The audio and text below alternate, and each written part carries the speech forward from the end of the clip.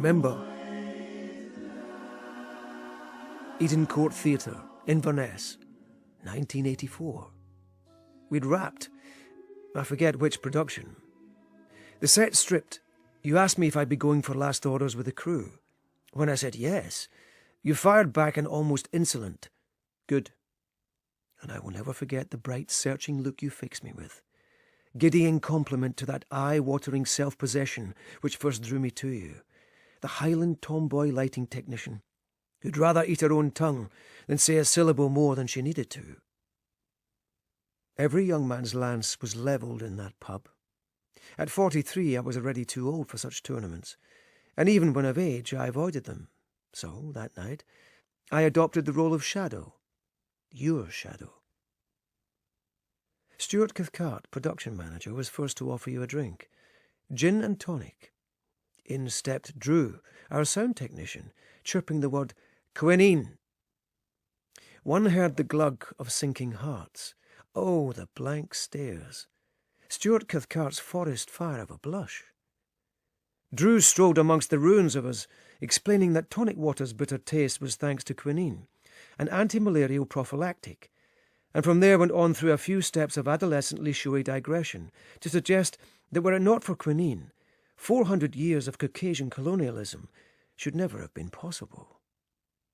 All of which I knew, and could have expanded upon no end. How a Jesuit priest's observation and exportation of indigenous medicinal practices amongst the Quechua peoples of 17th century Peru stemmed early modern Rome's malaria epidemic, for example. But there, in that bar, I was as silent as solar wind. And so Drew it was who fetched your gin and tonic, who indeed bought the entire next round. And it was he with whom you left that night, and he with whom you stayed for the next few months. Of course it stung me. But far better that than being drawn into the inevitable struggles for dominion, thinly disguised as good crack. This is why I find your old favourite, Paulie Ashgrove, so refreshing. His language is a flat mélange of TV and tabloid. He talks about drug czars, deets, photobombing. When he lies, he pulls a devious face, because lying is devious. When he's happy, he smiles, all the time. When he's excited, his eyebrows rise almost off his face, and he talks until he's breathless. He behaves thus because the channel between his emotions and their manifestation is unsophisticated, which is to say, free of the toxic dissembling and thirst for power that passes for civilized conduct. And he continues to keep that channel clear, not just as a consequence of the various social incontinencies that characterize his unique set of disabilities, but so that you too will always know where you are with him. Sure, he can be as passive-aggressive as the next man, but I guarantee that at some point he'll hand himself to you, bare his soul, and in the process, all your own vile hypocrisies. Not that I think of Paulie as disabled. Since 1996, he has lived here with me 4 days a week, and I can faithfully report that he keeps a clean house, holds down 2 jobs, and leads a stellar virtual life as the impossibly promiscuous Steve Brett. A faster, smarter, more humane wit than 99% of the norms who visit these internet chat rooms. I have witnessed him touch-type his merry way into and through threesomes, orgies, you name it. It is thanks to Paulie's online expertise that I have for years now availed myself of those very chat rooms and many others. With over 15 avatars ranging from Ski Lodge Lothario to the ghost of a hummingbird, I live half my life online. Paulie calls me Sonic, after the hedgehog. Of my real-life circle, I'm just about the last one standing. But I have made profound and enduring bonds with people in the virtual world. A sex life? At my age? Why, yes. I have regular online trysts with Sweetie Pie 666, Discreet Wife, and Queen Elizabeth I. Who knows? Perhaps one of them is you. So, virtual sex, yes. and many other fulfilling and challenging interactions, an ongoing one of which with a young, broken-hearted African-American by the name Credence Vermont, of whom more later, has brought me here, back to you. Did I ever openly apologize to you, Nadine? At the very least, this letter is that. You will not be surprised to hear that Paulie is wholly against my attempting to make contact with you. In my view, even if I don't manage to track you down, the writing of these words is an end in itself. But I digress. I daydream it was exasperation with my lack of vim that brought you down from the scaffold that morning. If Archie Devine will not run fast enough to catch me, I will slow my progress to the point that he is unable to do anything but. I heard your landing from the foyer. At first I thought the set had collapsed, but there you were when I came in, lying prone, the expression on your face one of serene contentment. Drew, your learned beau, was shrill, ineffectual, headless. I saw to everything, from calling an ambulance to ensuring the show went on. A cleanly broken back, no nerve damage. Lucky you. Lucky me, that since all you had to do was lie in traction, you craved distraction. Every day, for 6 weeks, I was at your hospital bedside, brought you flowers, fruit, pastries, read to you, filled you in on the intrigues at work.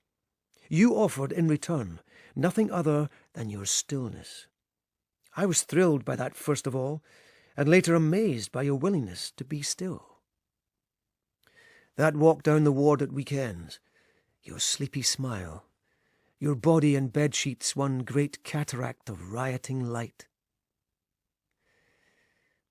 As I arrived home one evening towards the end of your stay in hospital, I found my sister Olivia, her husband, and their 2 daughters waiting for me. They'd driven the 200 miles from Troon and were sitting in their Morris Oxford outside my digs. I see Olivia's red jumper, her open duffel coat, curls. Husband Harry leans toward her from the driver's seat. "I'm sorry," were her first words on getting out. Our parents had been killed in a head-on collision at the Forfar bypass. Harry opened the driver door and froze, half in, half out of the car. He'd a cigarette on, his hair a glittering Brill-cream wave. "Why drive all the way up here when you could more easily have driven to be with them?" I asked. "Why not phone?" Olivia seemed only then to recognise the quixotic nature of what they'd done, and burst into tears. Harry danced around the front of the car, one arm extended. He stopped a centimetre short of embracing her. The daughters howled. I stayed put. Orphans all. Olivia and the girls took my bed, while Harry slept on the living-room sofa. I lay awake on the floor all night. Yes, because my parents had been killed, but more so because the following day would be the first in 6 weeks that I did not see you. I neglected to call to let you know I would not be coming. Even in traction, with a broken back, you seemed so capable. Death certificates, funeral arrangements, probate. The worst was over within a fortnight. By the time I got back to the hospital, you were 3 days gone. I found your parents' address in the theatre personnel file. It was not until I saw you with them, in their house, doddering robotically here and there in a spinal jacket, that our 17-year age gap fully struck me. And how indifferently, in your eagerness to be up, you greeted me. So soon after the passing of my folks, it was enough to drive me out of your house and out of Inverness. In the 37 years since it happened, I've only ever shared that detail with 2 people, my sister Olivia and Credence Vermont. She didn't get why I turned on a heel and walked away from you. He halfway did. She sees the job title, the status, a future, but not the man. And you being a textbook beta, at first you can't believe she's even into you, never mind see that she's using you. But, God bless them, losing your parents wakes you up. And props for dumping her, man. Stacy? In her prime? Because if that's me, I gotta tell you, I'm hanging in there. I'm in 26 years of drought. But I get you. Respect. That was a blow struck in this war of wars. Better be a casualty than the collaborator. I imagine you to be the person you were, completely clued up. If so, you will know exactly what I mean when I tell you that Credence Vermont, though he vehemently denies it, is a card-carrying incel. Just in case, incel stands for involuntary celibate. Though the term was initially coined by a lonely young woman, the movement, currently flourishing online, is comprised of young men who, while desperate for sex, are, by their own judgment, unattractive, socially inept, beyond wanting, hence involuntarily celibate. Personally, I have had sex with a total of 3 people in my life. 2 one-night stands, and you. Nadine, I have drowned in loneliness. No one to blame but myself for that. Credence and pals, on the other hand, believe the entirety of modern life is rigged against them. Back in the day, a woman needed a man. Her reason for being revolved around marriage, children, homemaking, the very suppression of her own personhood. Post-sexual revolution, the rise of feminism, that's no longer the case. According to incels, these progressive developments have resulted in a deregulated sexual marketplace that favours the top 20% of men, so-called chads. And by top 20%, be in no doubt, we are talking about the best-looking, as judged according to eugenics and scientific racism, the tallest, most chiselled, square-jawed, richest... You can see where this is going, right? Slaves to hypergamy, the vast majority of women, from the genetically superior Stacys to the more ordinary Beckys, pursue these chads, whose only interest is in sowing their wild oats, leaving the bottom 80% of men, dregs like Credence and me, to be spurned by the leftovers.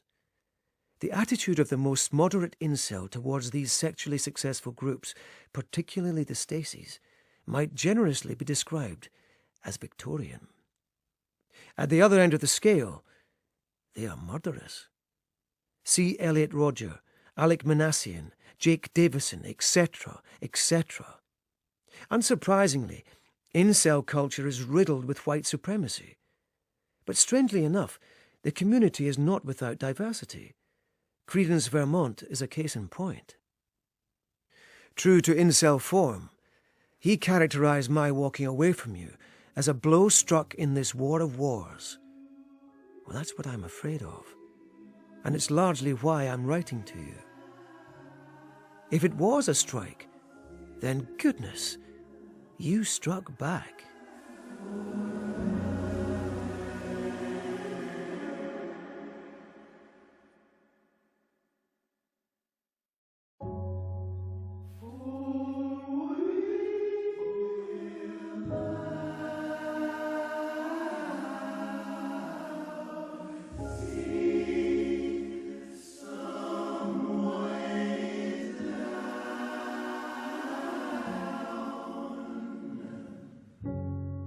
Big bust up with Paulie.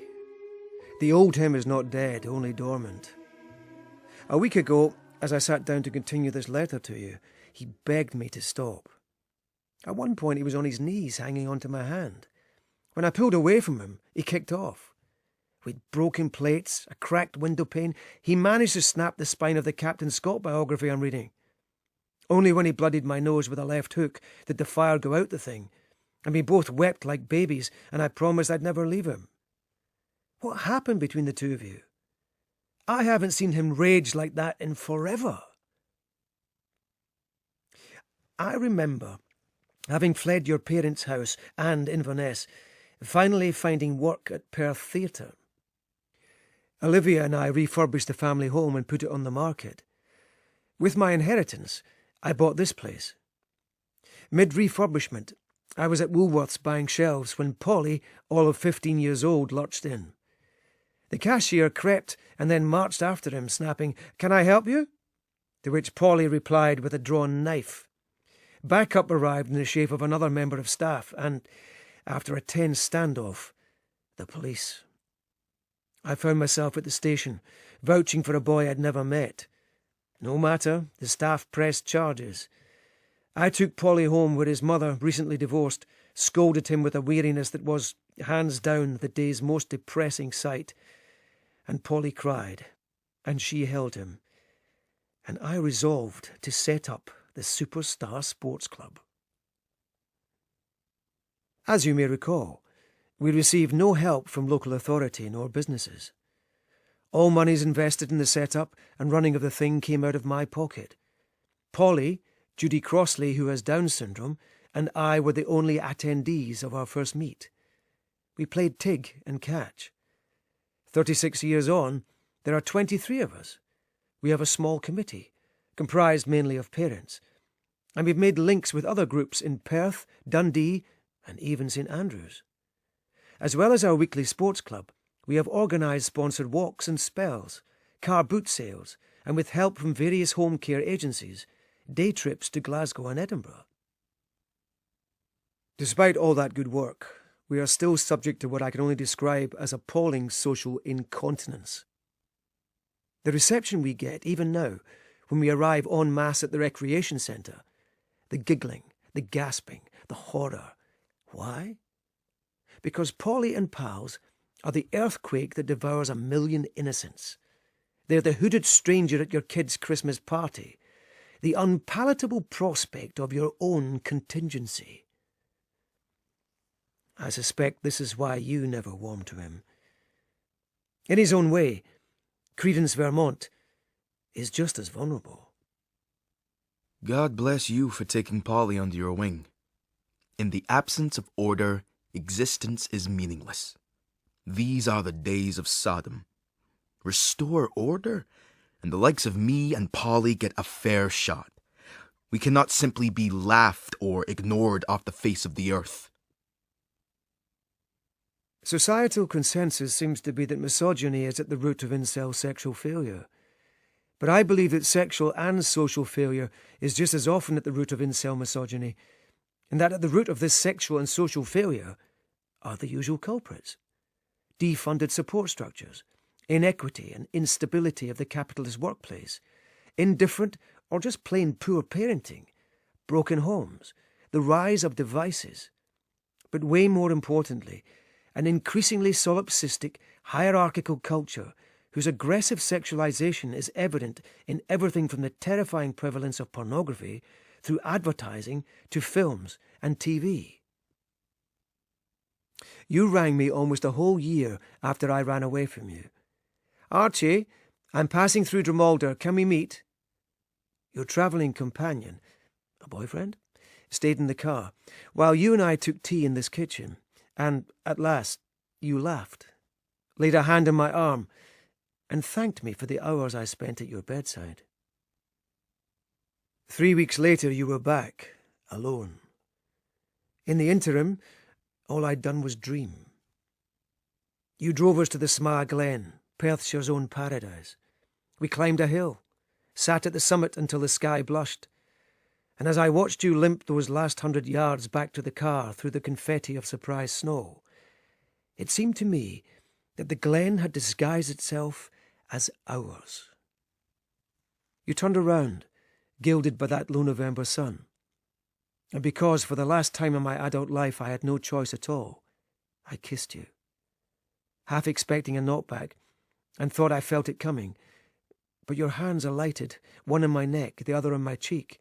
Your nose, eyes, and mouth, when we parted, screwed up as though you'd taken a hit of pollen, or were squinting into the light of things that may never be named.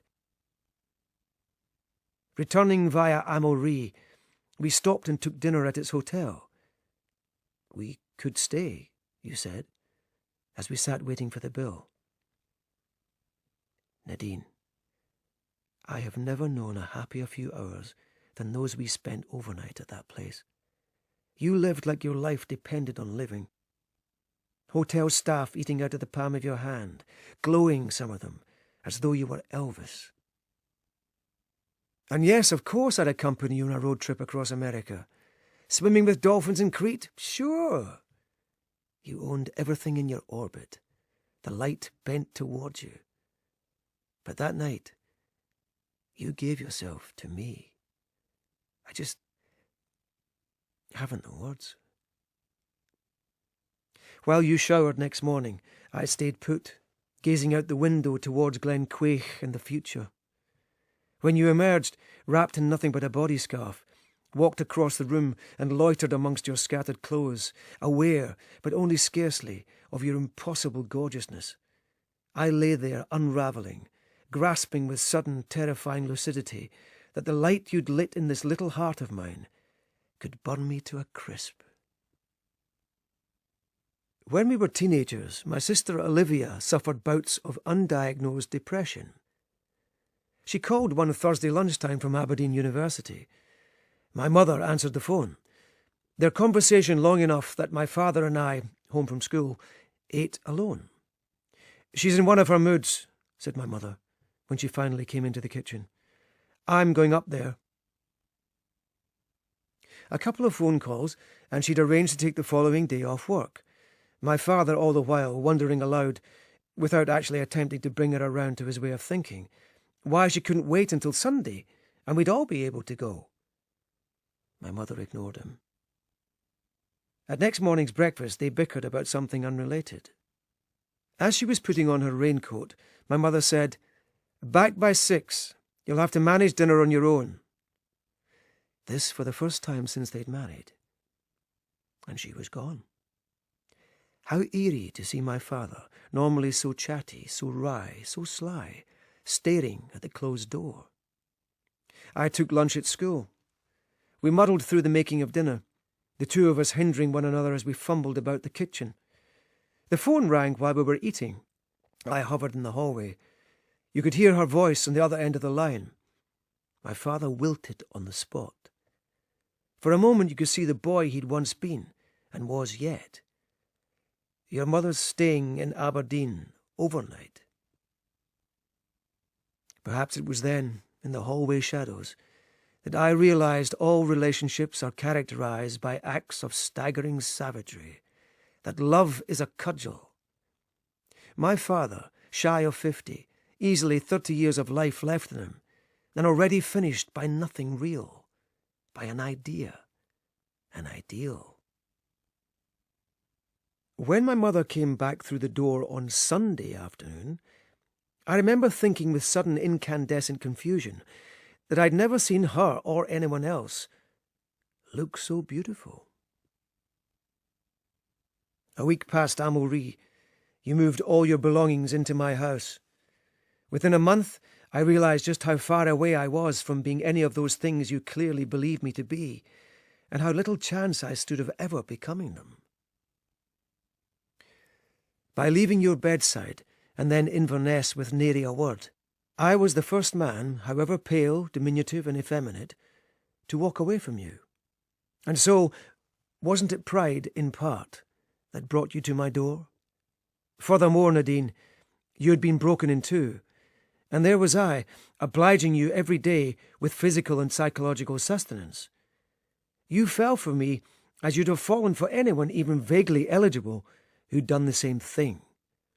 Those furious come curious looks you fired at me as I walked up the ward. Who is this man? Sets my heart racing so. Simple. The one whom, to maintain that exalted position in your affections, would have to cripple you permanently. Not that it came to that. You drenched me in the rays of your comet's tail. Good God, we flew. And if a man such as I is to invite an astronomical phenomenon into his home, he'd better wear the correct clothing, or make space. I made space. You grew, if possible, in fortitude, confidence, conviction, incandescence, and I grew in sympathy with you.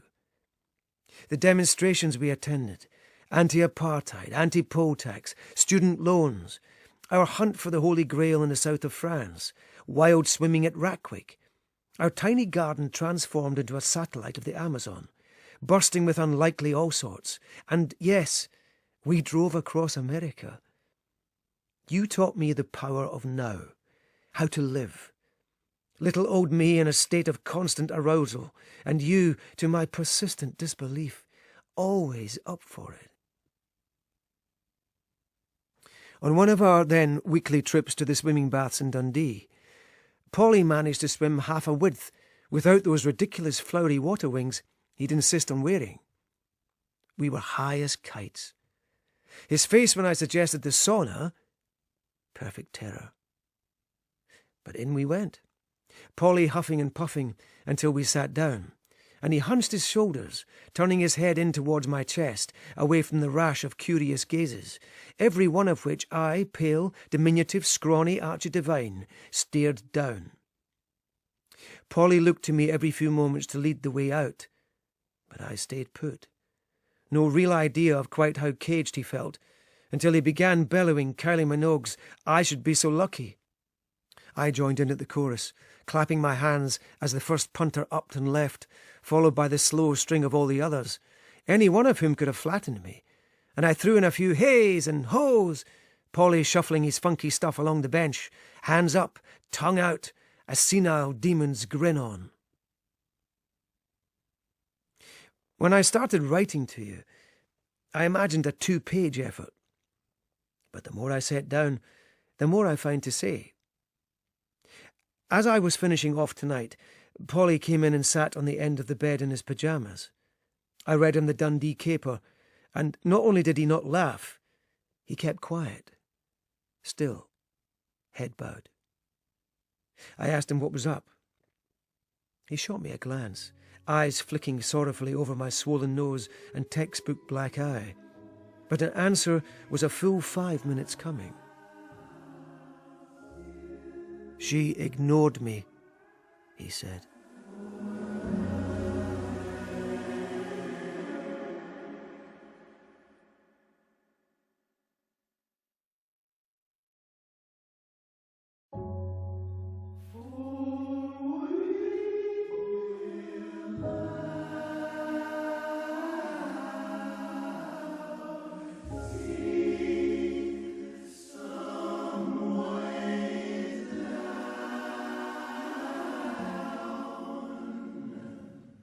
How about this?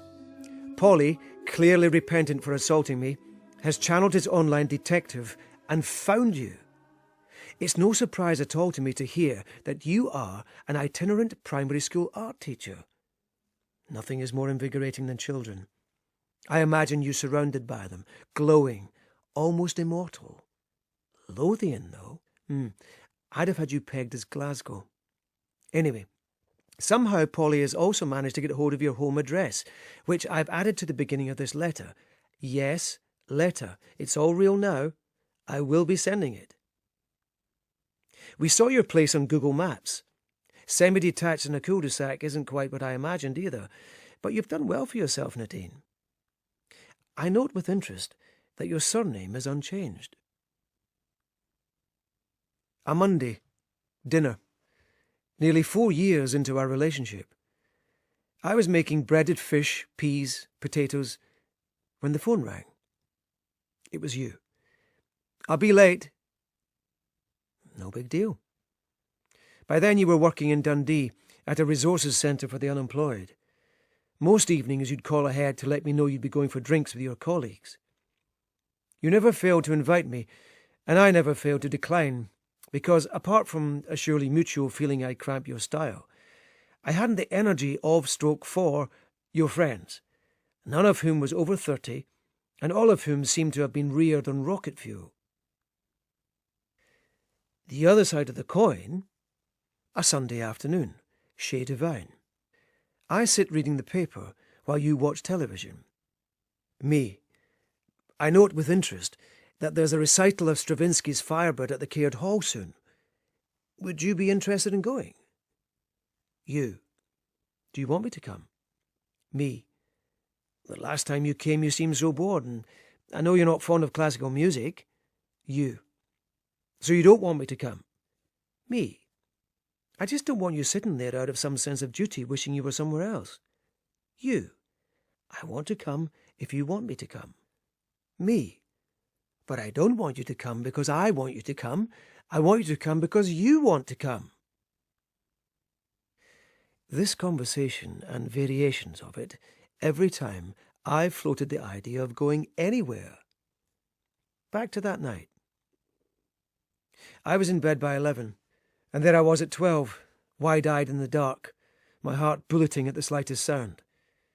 And there I was still, 3 in the morning when the door finally did go, and there I remained, waiting out another age of God knows what you were up to in the kitchen, and pretending to be asleep, when at last, booze infused, you climbed in beside me.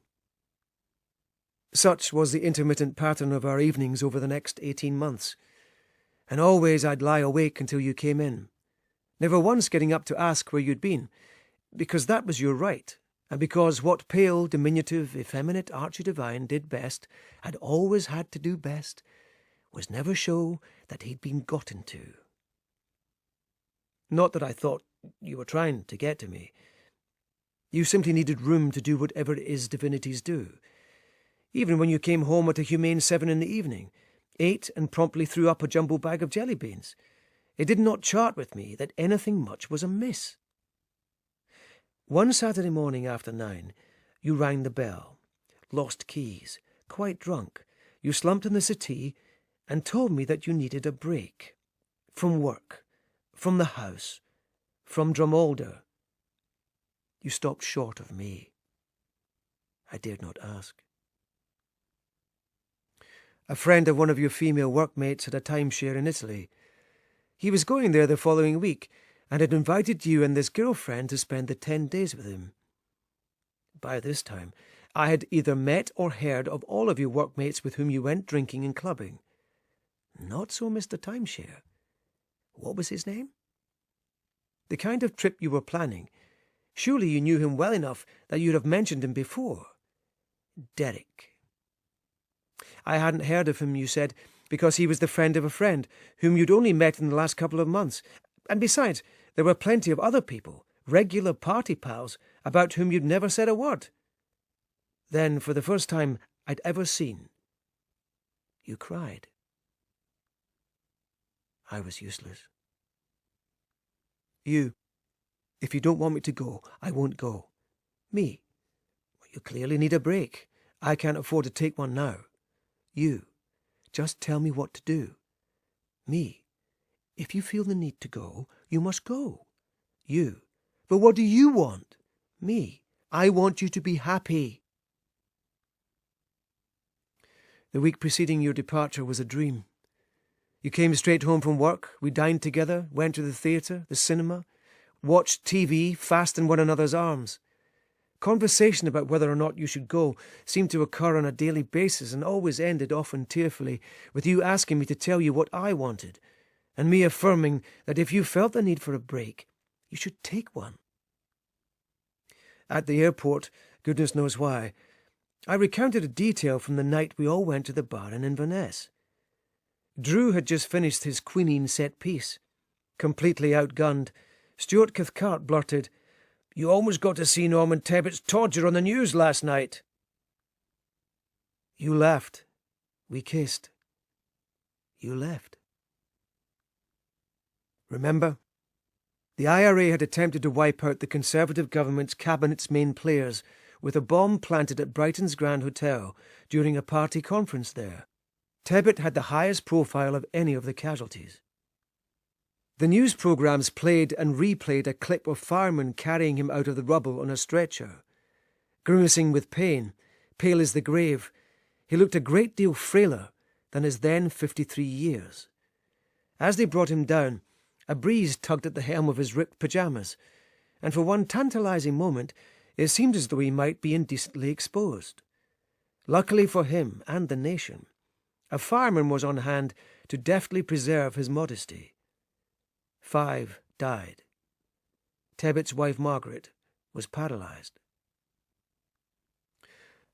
I once read an interview with Tebbett, a worryingly infantile broadsheet Hadget job, in which he said he'd wake during the night to change his wife's sleeping position so as to preserve her from the misery of bed sores. I made a cutting and have it still. Even now, what one is left with after reading the piece is benevolent envy of an intensely principled man, who not only knows what he thinks, but who always knew what he thought. The moment you left, I began to fray. You called that night to say you'd arrived safely. Voices in the background, sounds of cooking. When I asked for a contact number, your answer was a pause followed by 2 minutes of pen hunting, during which time I came to the realization that if we were to prevail, you were, as always, best left alone. At work, I tried to keep busy, inventing intensive chores to occupy my mind, but I'd be at them for what felt like hours, only to look up at the clock to find quarter hours had passed. How many books and films I began, in search of other lives to live, all abandoned early on. News of Bill Clinton's run for the US presidency was everywhere and shrill. Were he to win, he'd be the first American president elected in my lifetime, younger than I was. I found myself rooting against him, against the world's inexorable onward progression. Day 7, Friday. I called. You were on the point of going out. I went on to say that I felt I hadn't done enough for you, and that when you came back, our lives were going to be different. Good, you said. There was a protracted silence, out of which came your shocking rush to be gone. I panicked, thinking only to slow you down. I love you, I said. Another pause. And I you, was your hushed, arcane reply. Designed, I supposed, not to embarrass you in front of present company. But now it seems to me that you were in fact trying to avoid telling me outright that you loved me, or worse, that you understood mine was the utterance of someone already gone half mad, and were responding in kind. Galvanized by that good, I made a list of all the ways in which I'd improve, and called again that night with the intention of telling you to come back right away. No answer. On Saturday morning, I got through to a disconnected tone, and that's all I heard the many dozens of times I tried to call you over the weekend. Good God, Nadine! Good God! The morning you returned, I was at Perth prison doing a theatre workshop. The moment I was free, I called you. What a joy to hear your voice. Lover, I said. I found you in bed, asleep. That you were fully clothed was strange, but in no way alarming. I was in the kitchen preparing brunch when you reappeared, hands clasped, your face riven in tearful misery. I said, "Oh, no," staggered away from the table, trying to catch my breath. And then I'm not sure what, but I was in the garden, on my knees, you crumpling onto the doorstep. So many questions. Had it happened before? Did you enjoy it? Did you do it in the bath, the shower? Did you do it outside? Did you do it more than twice in one day? Was he younger than I was? Taller? Did you tell him about me? Yes, to all but the last, because nothing that occurred had anything to do with me. I ran. Out of the garden, over the bridge, up Kirk Wynd to Woodhill Church graveyard, where I sat down and wept, until I could not bear the thought of anything other than being with you. And there you were, back in bed, in a vest and boxer shorts, your face with a boxer's post-fight puffiness, identical tuppenny-sized bruises on your inner biceps. I sat on the floor, and for an extraordinary moment felt fine. But then you spoke, words directed towards the ceiling. I had all the love for you, Archie. It's gone. There's nothing I can do about it. Hoarse, suddenly, I said, "Wait." But you had not finished. For all my tenderness at the hospital, once we were living together I became and remained emotionally unavailable. Nothing you did elicited either positive or negative reaction from me. Even when you were coming home drunk all hours, even when you were planning to go on holiday with another man, I said nothing. Let's not forget those quotidian things. Choice of cereal, of toilet paper, of paint, bedclothes, TV shows, etc., about which I'd never deigned to make decisions. It was as though I'd left responsibility for my own happiness and the success of our relationship entirely in your hands. And given how disinterested I seemed in us, you found the hours of dedication I put into the many poems and scripts I wrote obscene. Likewise, my mentoring of Paulie. You never once felt supported by me, nor validated, nor valued, nor listened to, nor loved. You swung your legs over the side of the bed and sat there glaring at me, livid with loathing.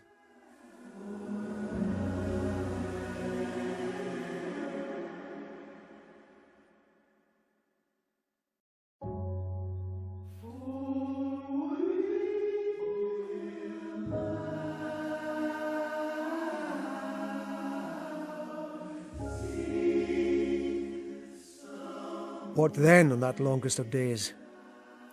I walked across town to my parents' house. It had been in the market for years with no takers. I neither ate nor slept that night. Next morning, I came back to you, in the hope that you'd change your mind. The house was immaculate.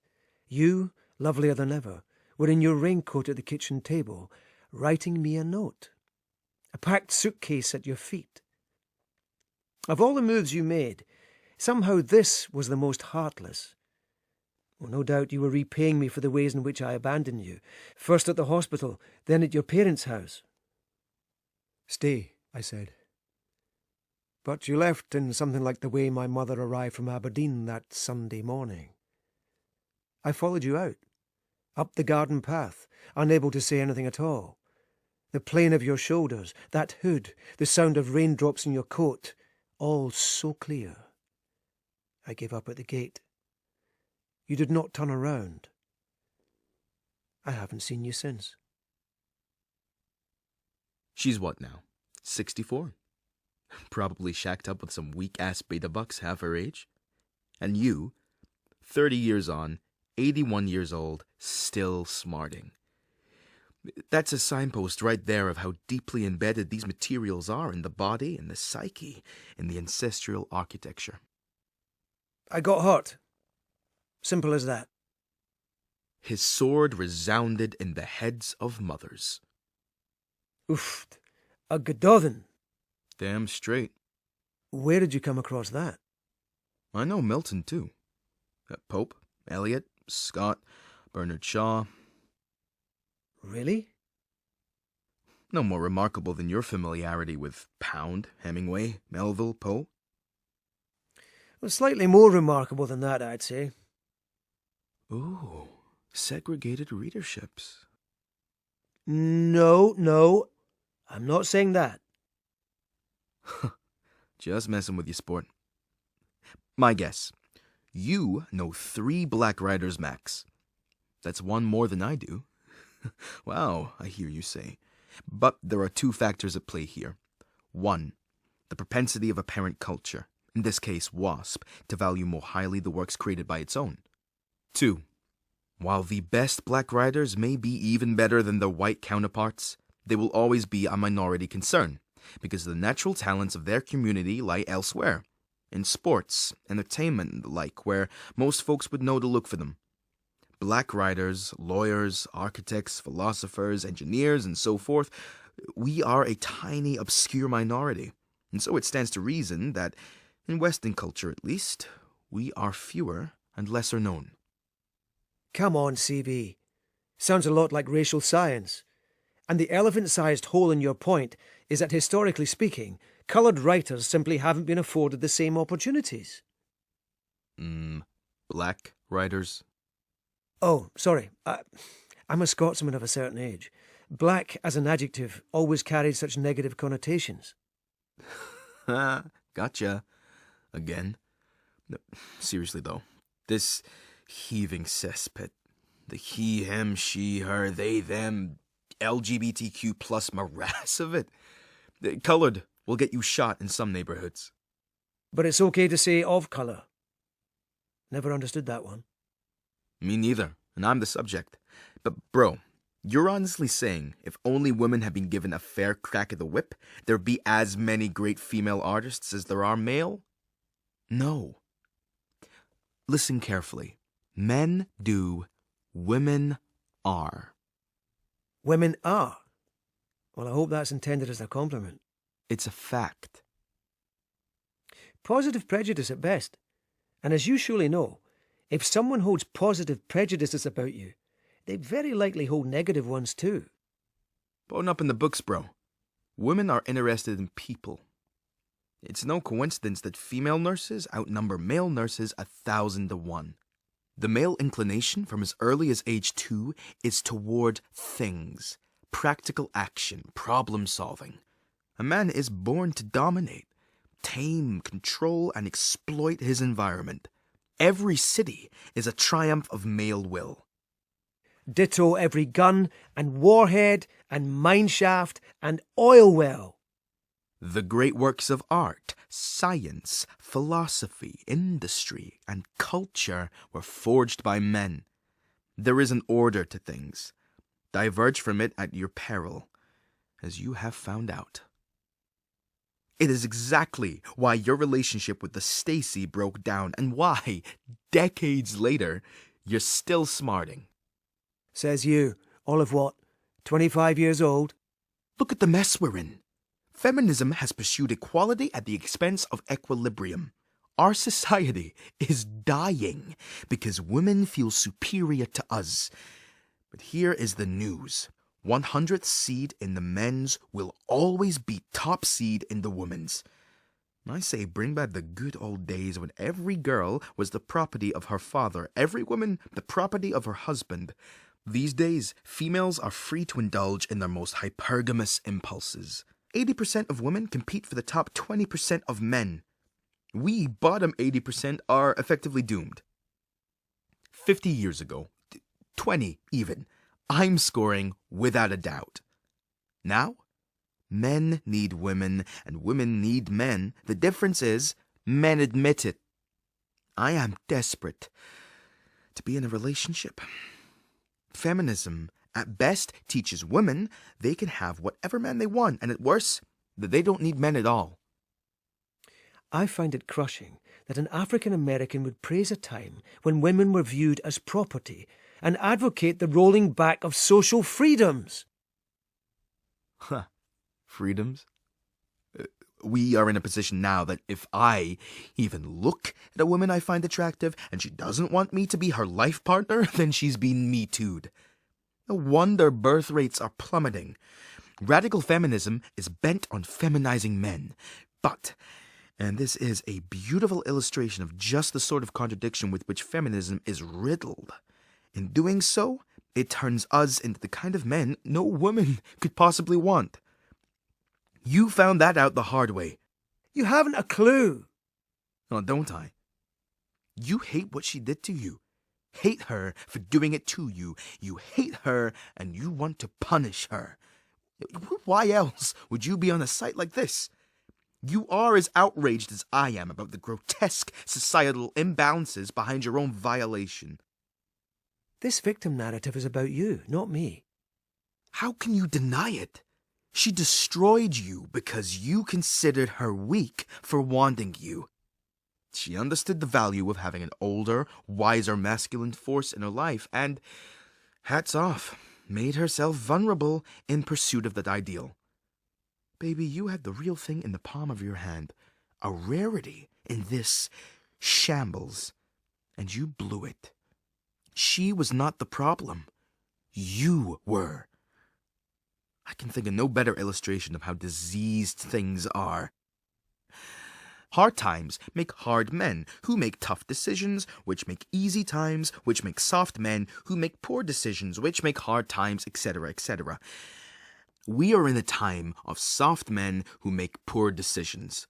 What we need is a robot war, an effective pandemic, a catastrophic natural disaster.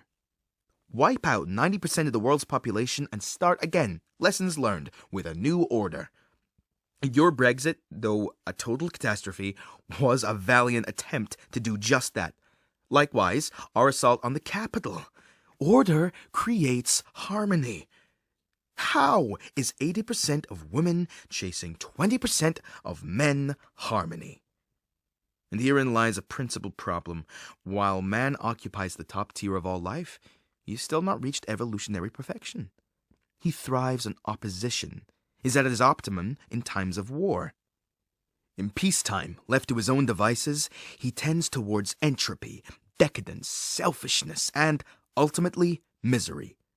The aim and means of overcoming the current confounding times are the same: establishment and maintenance, coercive if necessary, of a codified order that recognizes biological hierarchy. Society and family with men at the head. Without doubt, this utopia lies on the other side of a bloodbath. But oh, the rewards. Fairness, harmony, love. Love is the lifeblood of a healthy body politic. Everyone is blessed, made more. In a diseased body, sex rules and love is a killer. Right now, we are like toddlers piloting bomb-laden lightning.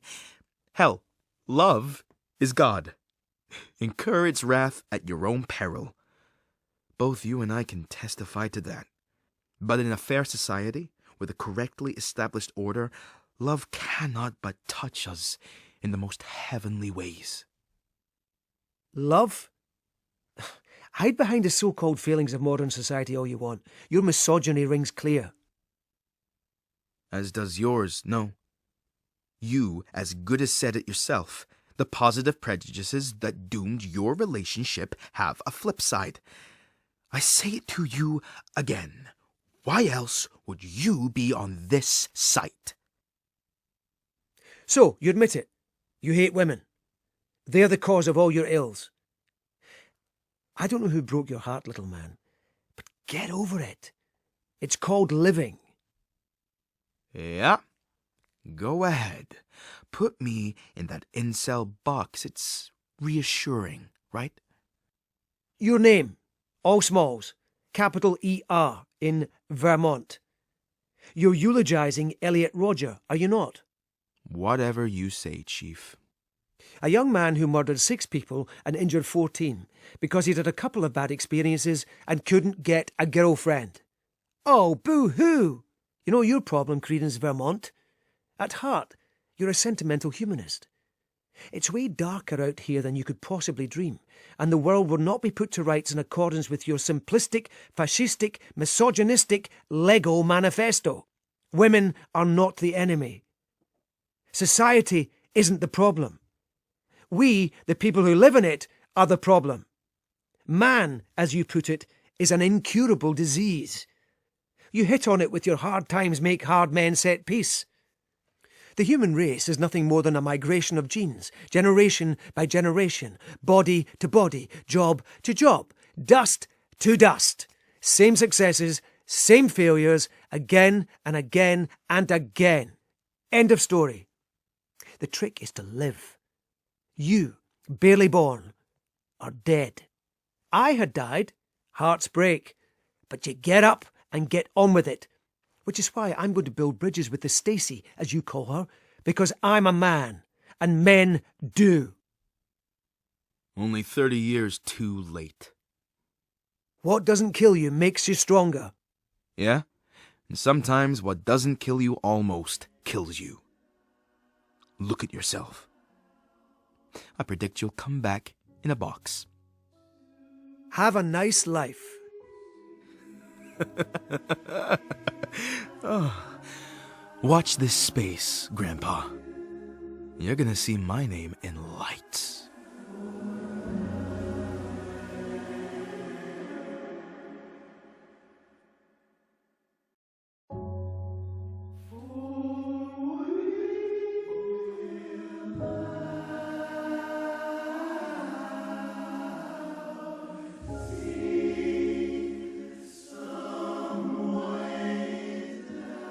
Well, my dialogue with Credence Vermont crashed and burned. He's blocked me from his devices and platforms. I just hope to goodness he doesn't think I'm yet another old, racist white man, though I suspect that's unlikely given his affiliations. a paranoid, misogynistic, gun-lobbying Trump apologist who, while he dismisses the wilder claims of QAnon conspiracy theory, is sympathetic to the movement, and who wholly believes that feminism and the disintegration of the family has caused the disintegration of society.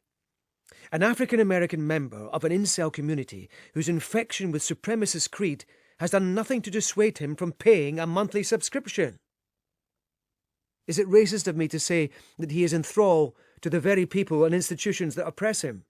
Is it racist, or just patronising, that I felt I might be able to help him see the light? He certainly poured energy into saving me, and with a rhetoric so persuasive that I found myself questioning the forces at play in the breakdown of my relationship with you. He was on the money about one thing. While we were together, I did not feel myself worthy of you. That's why I stayed out of your way, made no demands. Nadine, I'm so sorry. I thought that's what you wanted, and I will regret it for the rest of my life.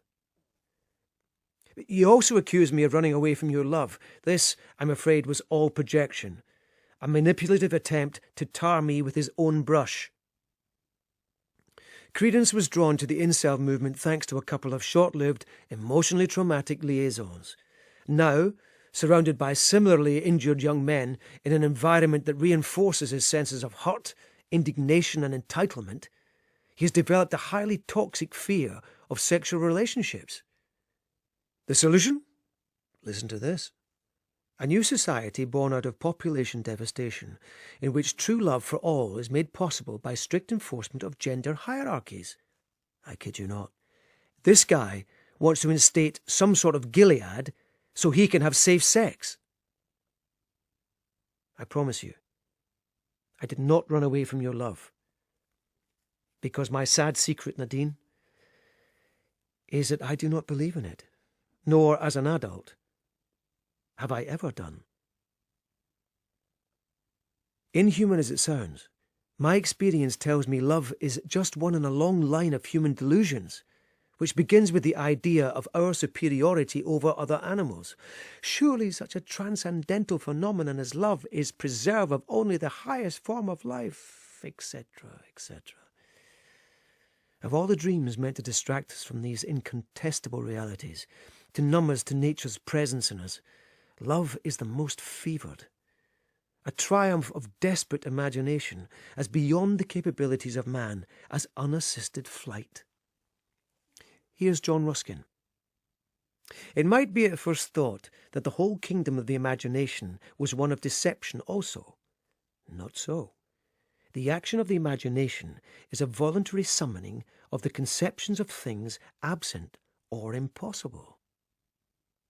And the pleasure and nobility of the imagination partly consist in its knowledge of their actual absence or impossibility at the moment of their apparent presence or reality. It is necessary to our rank as spiritual creatures that we should be able to invent and to behold what is not, and to our rank as moral creatures that we should know and confess at the same time that it is not. At the tail end of our last conversation, Credence said, "Love is God." I do believe he meant it literally. Ruskin, poor chap, must be turning in his grave. Surely it's clear to everyone that the gender war was lost and won a long time ago. The brute force of it? A fit man can see his own penis, his compass needle, his zero coordinate. A woman, from the same vantage point, cannot see her own vulva, and as one with the capacity to bear children, the ebb and flow of whose bodily cycles are so viscerally and psychically bound up with the pulse of the world's workings, she needs no such pointer. No man can ever hope to establish such a profoundly symbiotic relationship with anything or anyone. Feminism's pursuit of social, political and sexual equality is doomed to generate increased conflict because, as everyone at some level knows, women have always been more equal. Inceldom is the last gasp of a dying beast. These pitiful wee boys who go soft in their condoms and mistake their opinions for fact, who extol the virtues of fascist strongmen leaders, who drive their vans into pedestrians and shoot their classmates, who memorialise mass murderers in their usernames, who believe that love can save the planet. It all smacks of utter defeat. The older I get, and the more I think about it, the more I'm convinced that fear of death is at the root of a great many ills. Why do anything that reminds you of dying, even if it means not living? All angst is existential. Credence and pals, starved of intimacy, shun relationships. Rejection is just too much for them, just as it is for millions of non-incels. The pain is a reminder that they too are mortal and must one day die. And how about the lightweights who leave the pub without a word to their pals because, according to the saying, every time you say goodbye, you die a little? Figures of authority, cops, judges, border officials, MPs, those suits of armour. We're hardwired to the idea of hierarchies. The higher up you are, the further away death seems. No one wants to be bottom of the pile. You burned brighter than anyone I have ever met. And you resented Paulie. Not just because I cared for him, but because he was your own memento mori. And so was I. There you are, in your raincoat, walking out the garden. I stop at the gate and break down. Work had to wait. Day after day I'd sit in the living room in my pyjamas, camouflaged in the furniture's floral upholstery, willing myself not to go looking for you. I'd call Olivia 2, 3, 4 times a day. Without fail, she'd pick up, listen, absorb my sadness. Your note? I didn't open it because it could never contain the words I needed to read. A week after your departure, it lay where you'd left it. Another week, and it had become lost amongst the many other pieces of paper and bric-a-brac that litter my kitchen. Finally, up and about, I ventured into Perth. All was well, until I saw a rush-hour bus pulled up at a stop, its poorly tuned engine idling.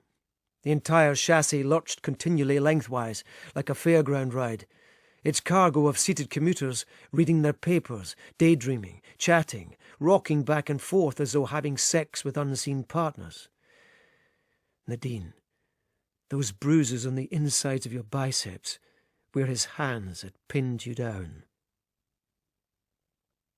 I went to Morocco that Christmas, and returned half expecting to find you here. The place was cold, quiet. I ransacked the kitchen looking for the note. No joy.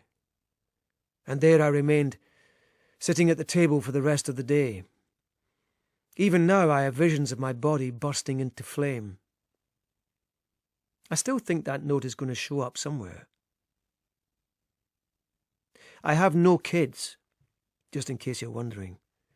My line will stop with me. No migration of genes except in spirit through Paulie. Though I feel in perfectly good health, at 81, I can't have long to go. Death is close enough that I feel its breath on the back of my neck. But I'm not afraid, because there's nothing to fear. Not much, anyway. Putin, maybe. And Credence. He signed off with a chilling declaration that I'd see his name in lights. I find myself tuning into the news, picking up the Sunday supplements, half expecting his name to leap out at me. All the more reason to act, no? Yes. I'm coming. To you. My suitcase is packed, sitting under the kitchen table as I write. At my great age, travel by bus is free. I have a week's booking at a hotel in central Edinburgh.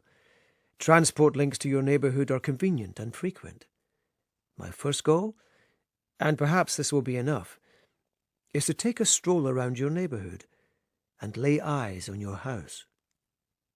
I imagine walking along your tree-lined street, passing you by, a flicker of recognition suddenly full-blown, the two of us turning, embracing, laughing with delight.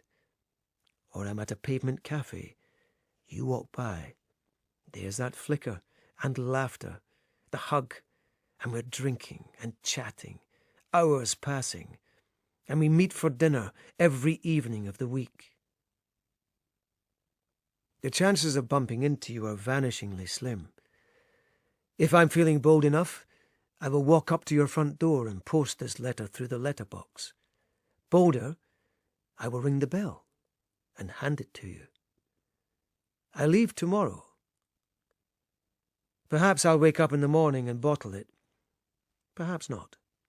Perhaps Paulie will have a change of heart and pressure me into staying. As of yesterday, I have his emphatic blessing. He is here now, feet up, drinking beer, comics and crisps at his feet. And here am I, sad, old, lonely, and shaken somewhat by how, as you draw nearer, the world is opening up like a fan. Drainpipes, pavements, gutters, things that were run-of-the-mill are suddenly star-clustered.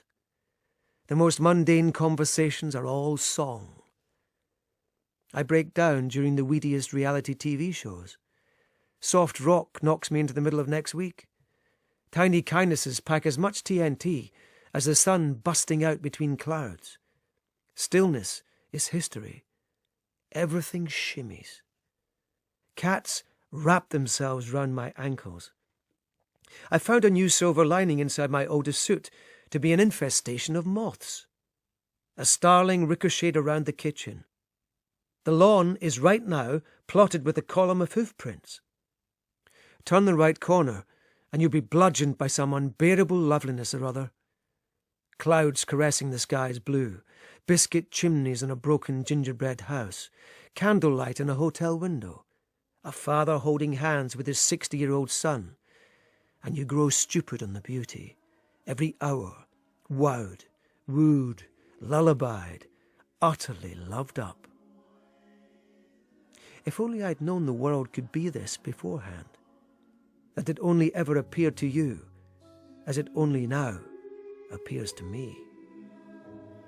Dear Nadine, it seems a pity, but I do not think I can write more.